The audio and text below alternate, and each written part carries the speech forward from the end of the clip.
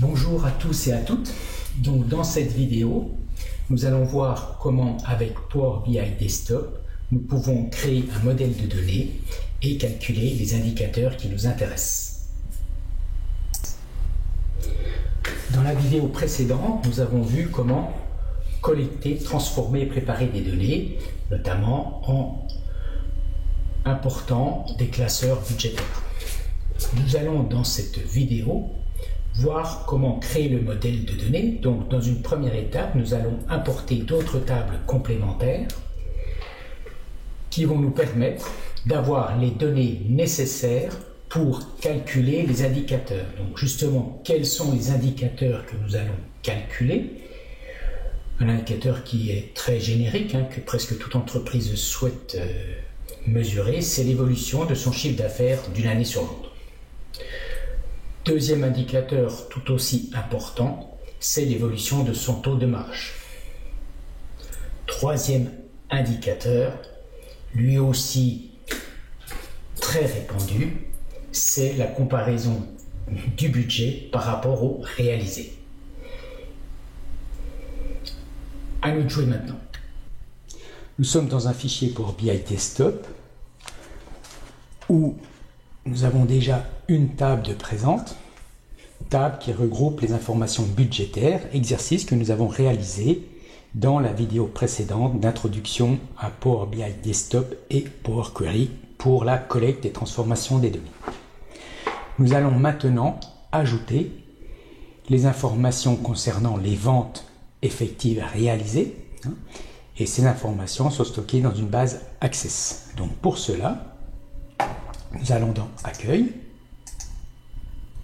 Obtenir des données, Autres, et nous sélectionnons Base de données Access.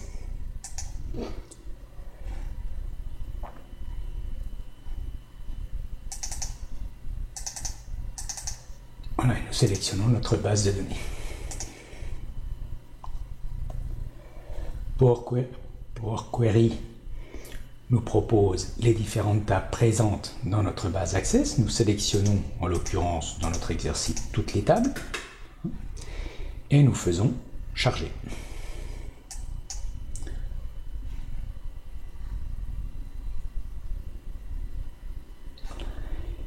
Et nous apercevons qu'ici, maintenant, nous avons donc les différentes tables qui sont disponibles.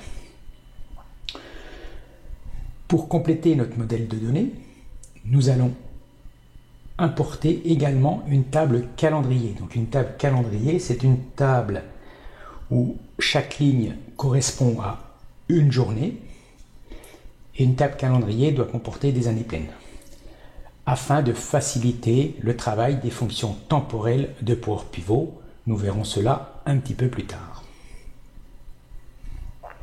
Alors assez souvent, j'utilise les mots Power Query et Power Pivot, alors que dans Power BI Desktop, vous ne verrez nulle part ces termes. Tout ce qui est acquisition et transformation des données, ça correspond à l'add-in Power Query, c'est-à-dire que si vous voulez faire ce que l'on réalise actuellement dans Excel, 2013 ou 2016, là, 2013, vous aurez besoin de l'add-in Power Query et de l'add-in Power Pivot. Toute la partie acquisition de données, c'est Power Query et les instructions générées, c'est le langage M. Pour la partie modélisation des données, création des mesures, comme nous allons le voir ultérieurement, c'est l'add-in Power Pivot. Donc c'est pour ça que pour situer des fois les choses, je vais utiliser le terme Power Query, Power Pivot, et ça permettrait éventuellement à des personnes qui voudraient réaliser ce qu'on est en train de faire plutôt dans Excel, de pouvoir le réaliser également. Donc ma table calendrier est située dans Fichier Excel, et je le sélectionne. Là aussi, Power Query nous présente les différents onglets ou tables qui sont présentes dans le fichier Excel. Je sélectionne cette feuille, une privilégiation, et je fais modifier. Alors si vos données, lorsque vous interrogez une table, sont propres, prêtes à l'emploi, vous pouvez faire directement charger. Si par contre, vous savez que vos données ne sont pas prêtes à l'emploi et que vous voulez éventuellement faire certaines modifications, quand vous sélectionnez une table, vous faites modifier, automatiquement, vous arrivez dans l'environnement Power Query de modification. Avec, comme on l'a vu précédemment, les différentes étapes de la modification.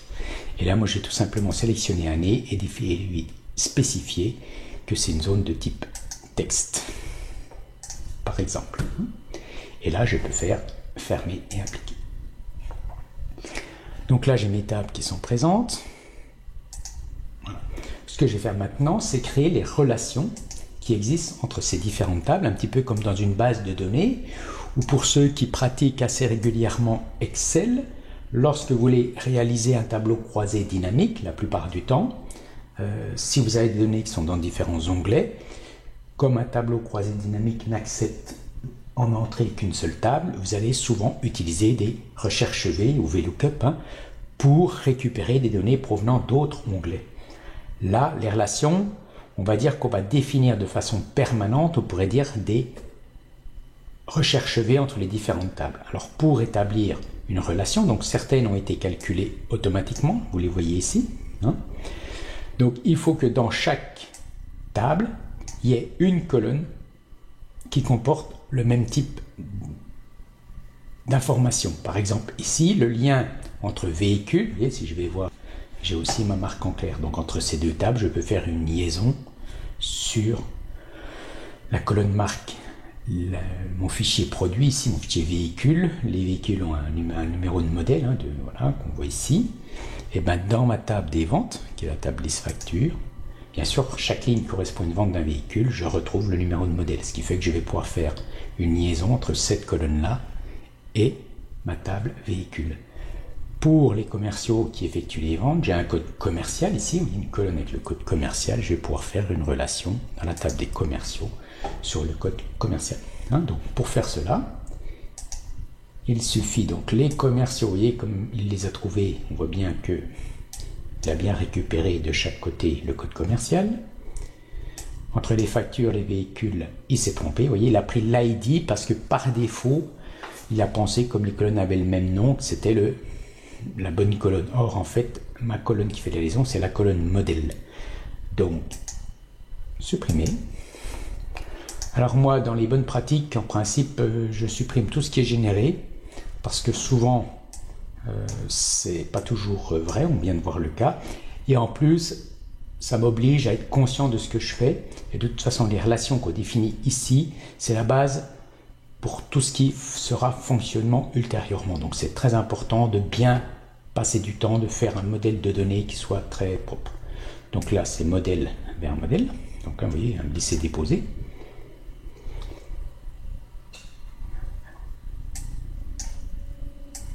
La date, ici j'ai date facture vers ma table calendrier, donc sur la colonne date.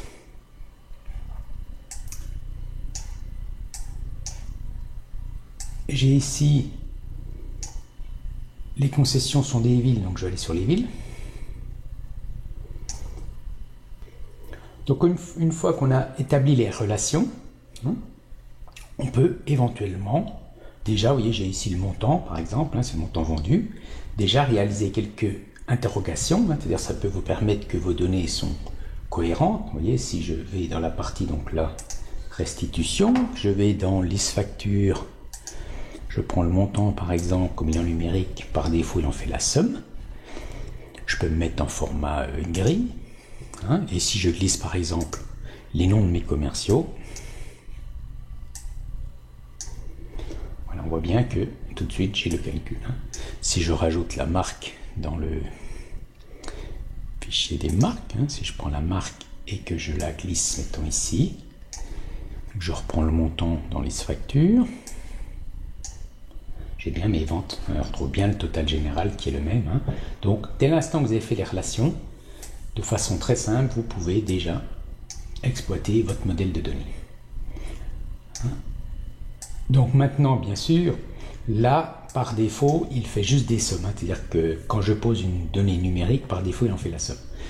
Or, maintenant, je veux calculer des indicateurs un petit peu plus évolués. Par exemple, mon écart de progression sur mon chiffre d'affaires. Donc pour cela, je vais devoir calculer le total du chiffre d'affaires de l'année en cours, celui de l'année précédente, l'écart, la différence entre les deux, et l'écart en pourcentage. Donc nous allons commencer par ça. Donc là, on va créer ce qu'on appelle des mesures. Donc, on va dans modélisation, et ici, vous avez une nouvelle mesure.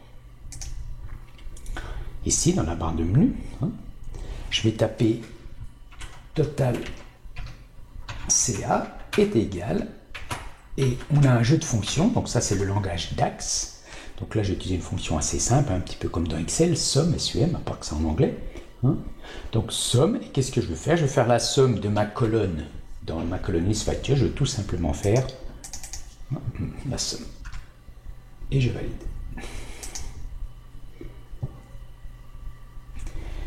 Ici, si je tape Théo, voilà, je glisse total CA sur un de mes graphiques, on s'aperçoit qu'on a exactement la même chose. C'est-à-dire qu'ici, en fait, par défaut, comme il fait la somme par défaut, là, on a 3 25 000 et là, c'est moi qui l'ai forcé à faire la somme. Mais comme j'utilise la même colonne, heureusement que j'ai le même résultat. On verra que l'avantage des mesures qu'on appelle celles-ci explicites, c'est nous qui les créons, celles-ci sont des mesures implicites, c'est que ces mesures-là nous permettent d'être beaucoup plus précis et de pouvoir gérer des exceptions. Donc maintenant, là j'ai mon total CA en cours, je vais ramener un segment, donc je vais aller chercher l'année par exemple. Poser l'année ici et je vais dire que je vais en faire un filtre et je vais prendre par exemple l'année 2009 et donc là automatiquement le fait d'avoir mis un filtre, mes données automatiquement s'adaptent et ne prennent en compte que les données de l'année 2009. Maintenant je veux le CA de l'année précédente, donc je vais créer une nouvelle mesure, je vais dire total CA prêt est égal à, alors, une fonction calculée, donc là, dans cette présentation, l'objectif n'est pas de comprendre toutes les subtilités du langage DAX, mais plutôt de voir qu'avec quelques formules, on peut arriver déjà à des résultats très intéressants et très vite. Donc, je vais calculer mon total CA, qu'on a calculé, mais par contre, je le veux pour la période, vous voyez, j'ai une fonction, même période que l'année précédente, un petit paramètre et je valide.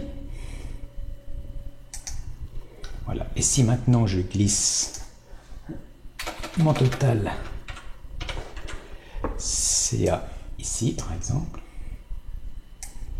j'ai le CA de l'année précédente. Si on veut le voir, on peut glisser l'année. On va prendre total CA ici, total CA précédent. Comme on est en 2009, on voit bien que j'ai un écart. Voilà. Et si je le glisse ici,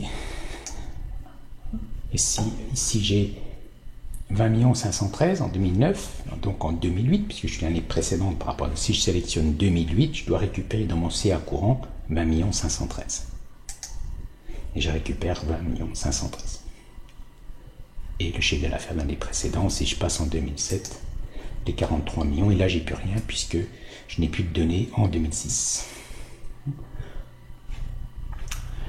Voilà. Donc là on a calculé notre CA. Donc ce qu'il faut noter, c'est qu'une mesure est complètement dynamique. C'est-à-dire que si là je mets par exemple autorisation, je crois que j'ai diesel. Voilà, si je glisse autorisation, voilà, diesel, c'est les ventes de voitures diesel ou non, je peux facilement voir le chiffre d'affaires.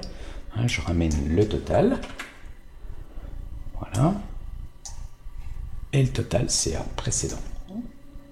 Et si je me remets en 2009 par exemple, je vois que on retrouve nos 20 513 000, parce que là j'ai pas fait d'exception, mais je vois bien la répartition de mes ventes de voitures diesel ou non diesel.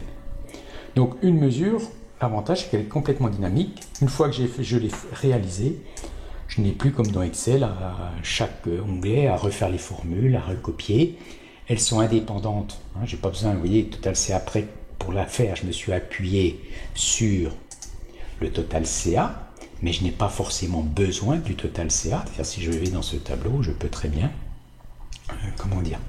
enlever le montant et le total CA. La formule vit par elle-même. Dans Excel, quand vous faites des formules, si vous supprimez la colonne, souvent vous avez un ref qui apparaît. Là, on n'a pas cette problématique.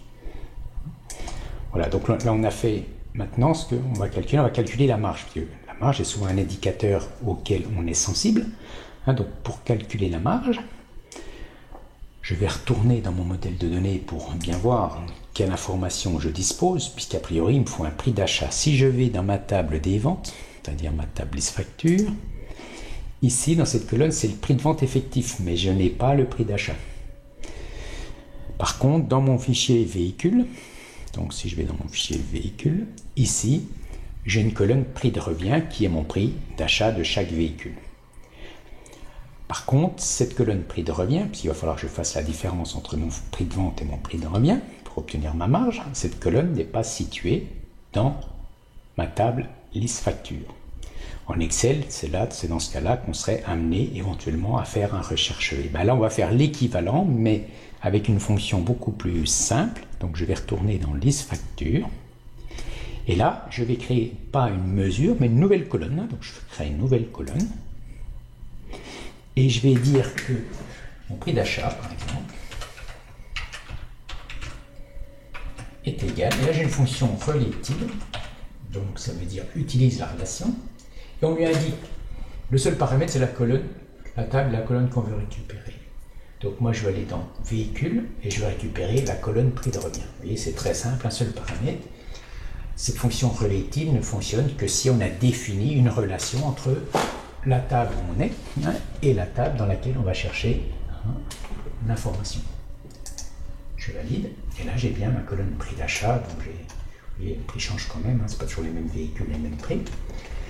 Donc maintenant je vais créer une nouvelle colonne qui va être la marge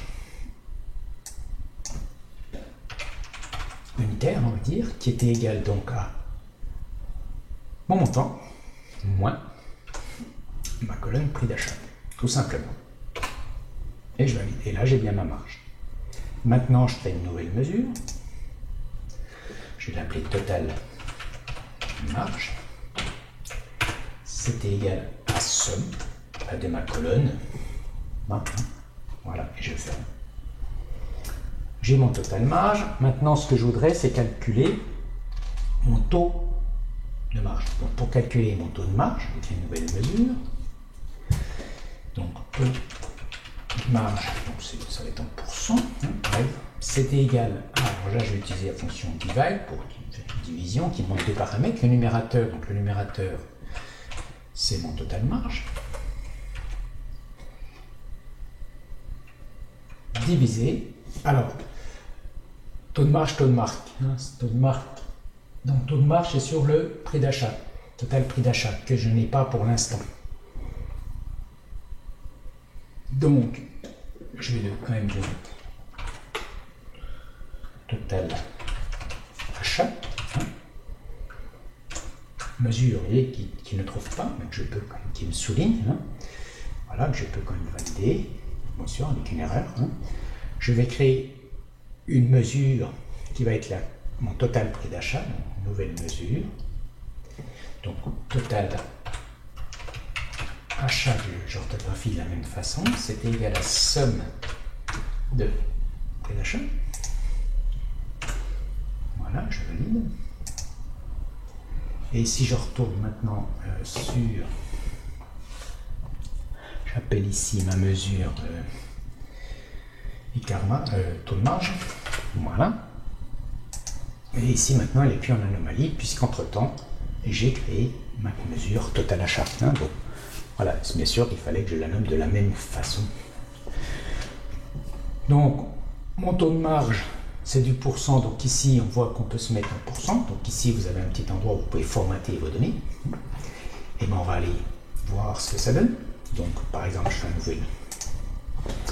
Je vais prendre donc là mon total CA, je peux toujours le poser. Je vais appeler mon total achat.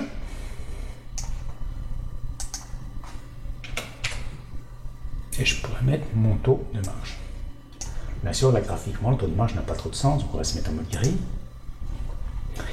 Et puis, voilà, donc comme j'ai aucune autre indication, ben ça c'est forcément le chiffre d'affaires de toutes les années qui existent dans ma base de données, c'est-à-dire qu'il a pris l'ensemble des lignes. Hein. Donc si je cherche par exemple l'année, et que je pose l'année, et bien là je vois mon taux de marge par année.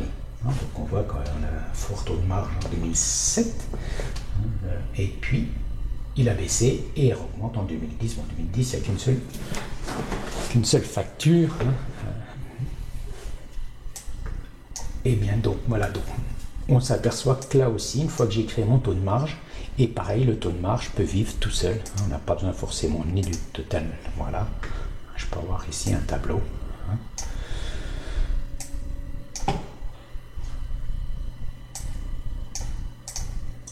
Donc, nous avons réalisé les 2/3 de ce que nous souhaitait faire, l'évolution du CA, le calcul du taux de marge.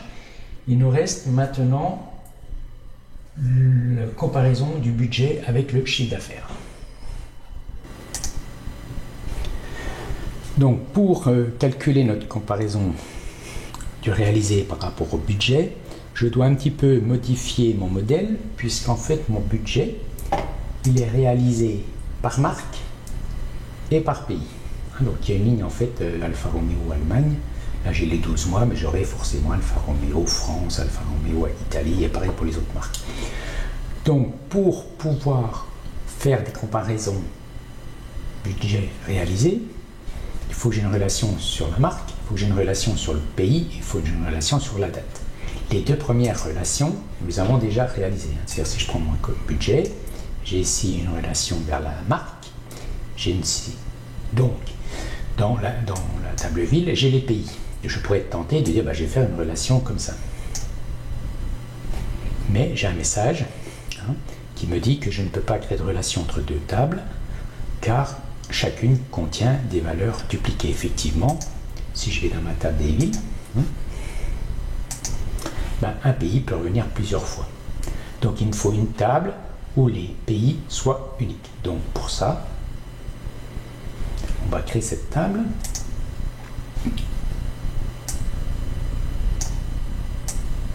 Donc j'ai un petit fichier CSV qui s'appelle pays, où j'ai la liste tout simplement des pays,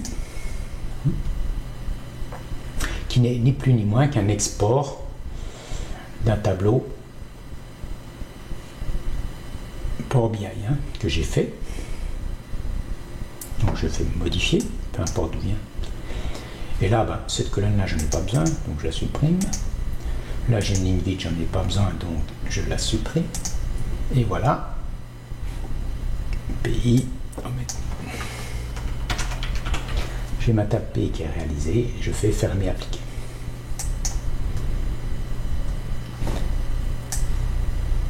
Pays, il a détecté une relation entre pays et pays sur mon budget, puis il a dû détecter une relation entre ville et pays, ce qui est tout à fait normal. Donc là, mon modèle de données est normalement prêt, on va le vérifier. Dans ma table budget, la colonne qui contient les données, c'est la colonne valeur. Donc je peux prendre, par exemple, je peux glisser valeur, je peux glisser total CA. Là, j'ai une comparaison globale. Le budget pour l'année 2009, donc je vais glisser un filtre sur l'année. Donc je glisse l'année ici et je sélectionne, j'en fais un filtre et je sélectionne 2009. On voit déjà que c'est un petit peu plus réaliste. Et si maintenant je glisse, pose par exemple les pays, voilà, pays, si je prends pays dans pays, et que je le mets là, voilà, j'ai ma comparaison par pays et je peux donc choisir une autre représentation. Ça peut être voilà, sous forme de grille si je veux le voir comme ça. J'ai mon valeur. Donc maintenant, on voit que mes données, simplement en ayant fait les relations, je peux visuellement les comparer. Ce que je veux, c'est un petit peu comme tout à l'heure, c'est faire un écart entre ces deux données, et puis après un écart en pourcentage pour que visuellement je vois tout de suite l'évolution. Donc je vais d'abord créer de la même façon que l'a fait à l'heure une mesure que je vais appeler total budget, qui sera la somme de cette colonne. Donc je vais ici, je fais modélisation, nouvelle mesure, total budget est égal à somme de budget valeur.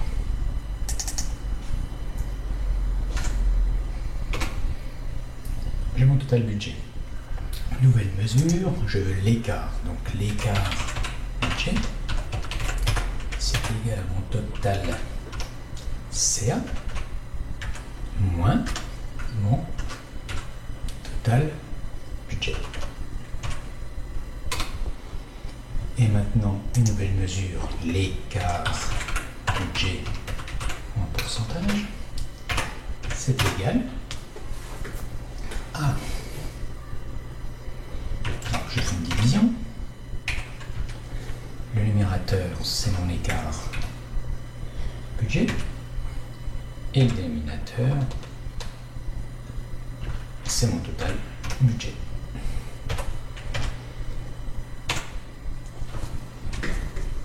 Et je valide. Et si je veux vérifier, si maintenant j'appelle budget, je vais donc avoir ici, je peux mettre donc mon total budget, rajouter. Si j'agrandis, mon écart budget, je vais le mettre modélisation en pourcent, ce sera plus visible, voilà. Donc je vois ici mon écart en valeur absolue, effectivement, et le pourcentage. Et c'est pareil, ça fonctionne. Alors, je n'ai pas de budget en 2008, j'en ai qu'en 2009, mais je pourrais mettre les mois, par exemple, puisque mon budget est mensuel. Donc les mois, vous voyez, ici, il les voit comme des sommes. Donc si je glisse le mois dans un tableau, il va en faire la somme, parce que le mois est sous une forme numérique. Par contre, je peux très bien, moi, décider ici que je ne veux pas, somme par défaut, ne pas résumer. Ce qui fait que maintenant, je peux le glisser dans mon tableau. Bien sûr, il est à droite, on va le remonter sous... Voilà, comme ça. Alors là, les mois, c'est un peu dans le désordre, ça peut paraître surprenant, mais tout simplement, si on regarde notre tableau ici, on s'aperçoit qu'on est trié par ordre décroissant, sur valeur. C'est pour ça que les mois sont forcément pas dans le bon ordre. Voilà. Là, si je me trie sur les mois, donc j'ai bien mes ventes par mois et mon écart budgétaire par mois.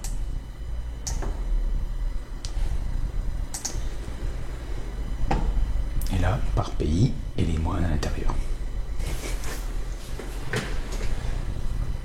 Donc voilà pour vous présenter un petit peu les possibilités à la fois de ce que permet la modélisation en fait et le langage DAX. Donc le langage DAX, c'est les quelques instructions que nous avons utilisées. Nous en avons utilisé, je crois, 3-4. Vous avez vu que ce sont des formules quand même assez courtes. Un peu comme des formules Excel, on va dire. Voilà, des formules relativement courtes.